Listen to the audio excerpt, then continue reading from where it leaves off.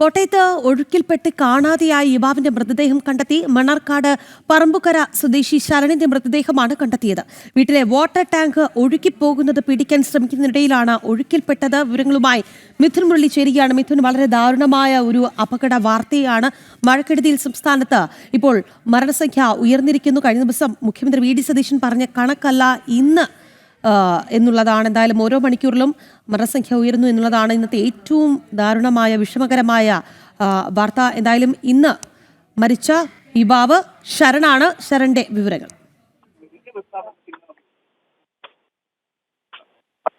ഇന്നലെയാണ് ഒഴുക്കിൽപ്പെട്ട യുവാവിനെ കാണാതായത്. മണ്ണാർക്കാട് പറമ്പുക്കര സ്വദേശിയാണ്, ശരണാണ്. ഇന്നലെ ഈ ഒഴുക്കിൽ വീട്ടിലെ വാട്ടർ ടാങ്ക് ഒഴുകി പോകുന്നത് പിടിക്കാൻ ശ്രമിക്കുകയായിരുന്നു.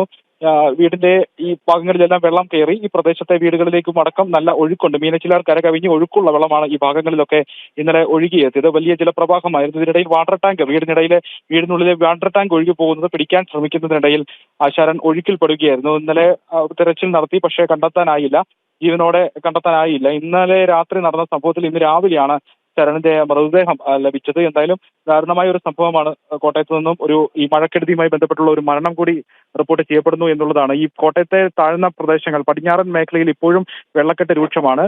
ആർപ്പുക്കര, അയ്മനം, മണ്ണാർക്കാട്, വിജയപുരം തുടങ്ങിയ തിരുവാർപ്പ്, ഇല്ലിക്കൽ തുടങ്ങിയ ഭാഗങ്ങളിലെല്ലാം ശക്തമായ ഒഴുക്കോട് കൂടിയ വെള്ളമാണുള്ളത്. അത് ഈ മീനച്ചിലാർ കര കവിഞ്ഞ് ഈ റോഡുകളിലടക്കം ഒഴുക്കുള്ള വെള്ളം, കെട്ടിക്കിടക്കുന്ന വെള്ളമല്ല, ഒഴുക്കുള്ള വെള്ളമുണ്ട് എന്നുള്ളതാണ് അപകടഭീതി ഉയർത്തുന്നത്. അങ്ങനെ ഒരു അപകടമാണ്. ഈ ഒഴുക്കുള്ള വെള്ളത്തിൽപ്പെട്ടാണ് അപകട മരണം സംഭവിച്ചിരിക്കുന്നത്. രാഖി.